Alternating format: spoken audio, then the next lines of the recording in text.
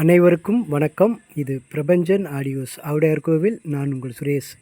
இன்றைக்கான வீடியோ ஒரு low budget 5.1 amplifier நடைமுறையில் அசெம்பிள் செய்வது சரியா தவறா, அப்படி அசெம்பிள் செய்யக்கூடிய ஆம்பிளிஃபையரு பயனுள்ளதாக இருக்குமா அல்லது பயனற்றதாக இருக்குமாங்கிற பற்றி தான் பார்க்க போகிறோம். இந்த வீடியோ ஆம்பிளிஃபையர் அசெம்பிள் பண்ணக்கூடிய டெக்னீஷியன் நண்பர்களுக்கும், ஆம்பிளிஃபையர் அசெம்பிள் செஞ்சு வாங்கி பயன்படுத்தி கொண்டு இருக்கும் நண்பர்களுக்கும், புதுசாக அசெம்பிள் ஆம்பிளிஃபையர் வாங்கலாமான்னு யோசிக்கக்கூடிய நண்பர்கள் அனைவருக்கும் இந்த அசெம்பிள் ஆம்பிளிஃபையரில் உள்ள நிறை குறைகளை பற்றிய ஒரு சரியான புரிதலை ஏற்படுத்துவதற்காக மட்டுமே இன்றைக்கான வீடியோ பதிவு.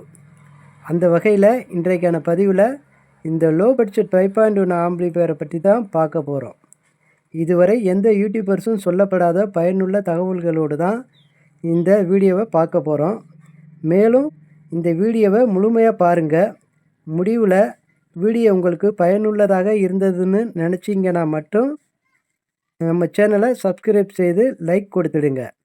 இல்லை இது தேவையற்ற பதிவுன்னு நினச்சிங்கன்னா மறக்காமல் டிஸ்லைக் பண்ணிவிடுங்க. அப்போது தான் இது சம்பந்தமாக பின்வரும் வீடியோக்களில் நான் பார்க்கலாமா அல்லது வேண்டாமான்னு எனக்கு தெரிய வரும். சரி, வாங்க வீடியோவை தொடருவோம்.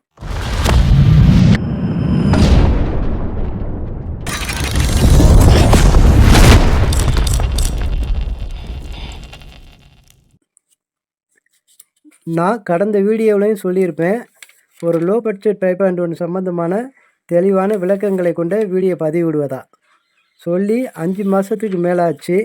வீடியோ போடுறதுல கொஞ்சம் தயக்கம்.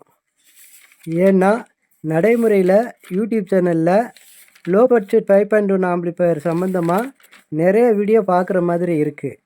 அதுலலாம் என்ன சொல்கிறாங்கன்னா, யூடியூப் சேனலில் ஆடியோ போர்டு சேல்ஸ் பண்ணுறவங்களும் ஒரு லோ பட்ஜெட்டில் இது மாதிரியான போர்டுகளை வச்சு ஹை குவாலிட்டியாக பெஸ்ட்டாக தரமெல்லாம் அசெம்பிள் பண்ண முடியும்னு சொல்கிறாங்க.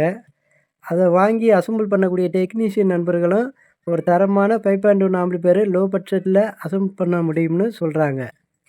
இன்னும் சில பேர் ப்ரைஸ் லிஸ்ட்டோடு சொல்லி இது மாதிரியான போர்டுகளை வச்சு ஒரு தரமான ஆம்பிளிஃபையரை அசெம்பிள் பண்ண முடியும்னு சொல்கிறாங்க. இப்படியெல்லாம் சொல்கிறவங்களில் யாராவது இது மாதிரியான போர்டுகளை வச்சு எப்படி சரியாக ஒரு ஆம்பிளிஃபையரை அசெம்பிள் பண்ண முடியும்னு சொல்லியிருந்தாங்கன்னா நல்லா இருந்திருக்கும். அப்படி யாரும் சொல்லியிருக்காங்களான்னு பார்த்தா யாரும் சொன்ன மாதிரி தெரியலை. சரி, இப்போ ஒரு ஆம்பிளிஃபையரோட தரத்தை பற்றி பார்ப்போம்.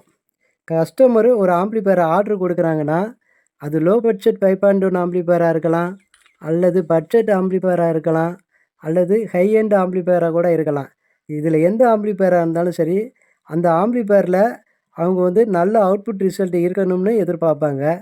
அடுத்து ஹம்மிங் நாய்ஸ் இருக்கக்கூடாதுன்னு எதிர்பார்ப்பாங்க. மேலும் இந்த ஆம்பிளிஃபையர் நீண்ட நாட்களுக்கு பழுதாகாமல் இருக்கணும்னு எதிர்பார்ப்பாங்க. அப்போது இந்த விஷயங்களை எல்லாம் ஒரு டெக்னீஷியனாக நாம் சரியாக செஞ்சு கொடுத்துட்டாலே கஸ்டமரு அந்த ஆம்பிளிஃபையரில் சாட்டிஸ்ஃபை ஆகிடுவாங்க. இதையெல்லாம் சரியாக செய்கிறதுனா ஒரு டெக்னீஷியனாக நாம் எப்போ சரியாக செய்ய முடியும்னா, அந்த ஆம்பிளிஃபையருக்கு தேவையான அனைத்து பொருட்களையும் சரியான கால்குலேஷனில் தேர்வு செஞ்சு அதற்கான விதிமுறைகளோடு அசெம்பிள் செய்கிறது தான் தரமான ஆம்பிளிஃபையர்னு சொல்ல முடியும். அந்த வகையில் ஒன்று, இந்த லோ பட்ஜெட் 5.1 ஆம்பிளிஃபையருக்கு தேவையான பொருட்களை நடைமுறையில் சரியாக தேர்வு செய்யப்படுதான்னு பார்த்தா அது தவறாக தான் தேர்வு செய்யப்படுது. ரெண்டாவது, இந்த ஆம்பிளிஃபையரில் ஹம்மிங் நாய்ஸ்லாம் முழுமையாக குறைச்சிட முடியுமான்னு பார்த்தா நிச்சயம் முழுமையாக குறைக்க முடியாது.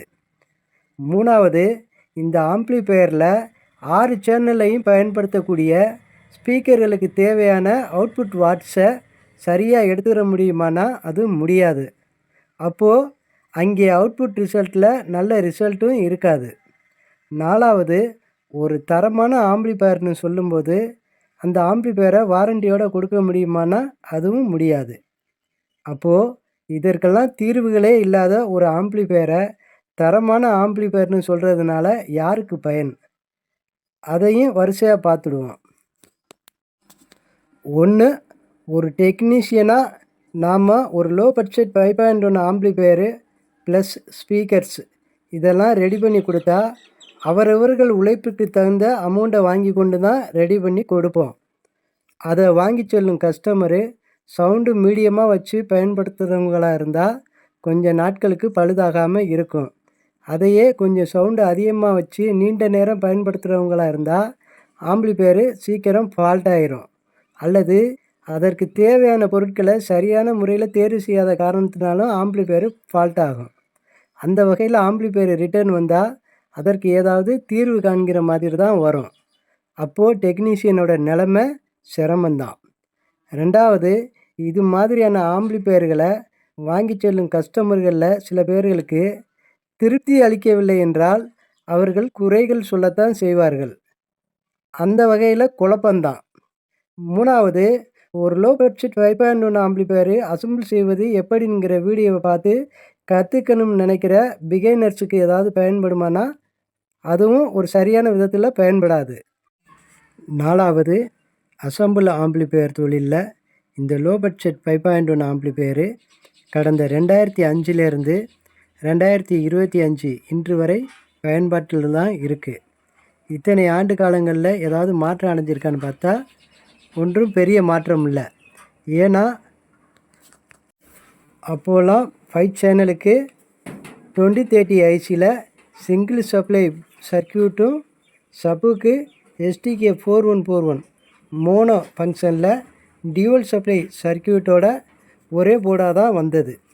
இப்போவும் அதே போர்டும் மேலும் 2050 ஐசி 7265 ஐசி STK4392 ஐசியில் சிங்கிள் சப்ளை சர்க்கியூட்டும் சப்புக்கு STK சீரியலில் அல்லது 2TR மோனோ அல்லது டபுள் மாஸ்பெட் போட்ட டியூவல் சப்ளையில் சர்க்கியூட்டோட ஒரே போர்டாகவும் அல்லது தனித்தனி போர்டுகளை கொண்ட ஒரு காம்போவாக தேர்வு செஞ்சு தான் இப்போல்லாம் அசெம்பிள் செய்யப்படுது.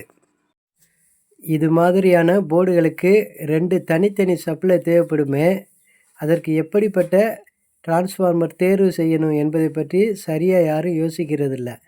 ஏன்னா நமக்கு போர்டு சேல்ஸ் பண்ணுறவங்க சொல்லிட்டாங்க, இந்த போர்டுக்கு 24024ல் 5 ஆம்பியர் சப்ளை கொடுத்தா நல்ல அவுட்புட் ரிசல்ட்டே எடுக்க முடியும்னு. அதிலும் LDH டிரான்ஸ்ஃபார்மரை விட HD டிரான்ஸ்ஃபார்மரை போட்டால் பெட்டரான அவுட்புட் ரிசல்ட்டே எடுத்துட முடியும்னு ஒரு வீடியோ பதிவிட்டாங்கன்னா உடனே டெக்னீஷியன்கள் அதே மாதிரி செஞ்சிடணும்னு தான் நினைக்கிறாங்களே தவிர அப்படி செஞ்சால் அது சரியாக இருக்குமா என்னங்கிறத யாரும் யோசிக்கிறதில்ல. இதெல்லாம் இருக்கட்டும், எனக்கு ஒரு சந்தேகம். அது என்ன LD டிரான்ஸ்ஃபார்மரு HD டிரான்ஸ்ஃபார்மரு? இது சம்மந்தமாகவும் இன்னும் பல தகவல்களோடும் அடுத்த வீடியோவில் சந்திப்போம். நம்ம சேனலை ஃபாலோ பண்ணுற நண்பர்கள் சப்ஸ்கிரைப் பண்ணாமல் இருந்தால் சப்ஸ்கிரைப் செய்து நம்ம சேனலுக்கு சப்போர்ட் பண்ணுங்கள். நன்றி, வணக்கம். அடுத்த வீடியோவில் சந்திப்போம்.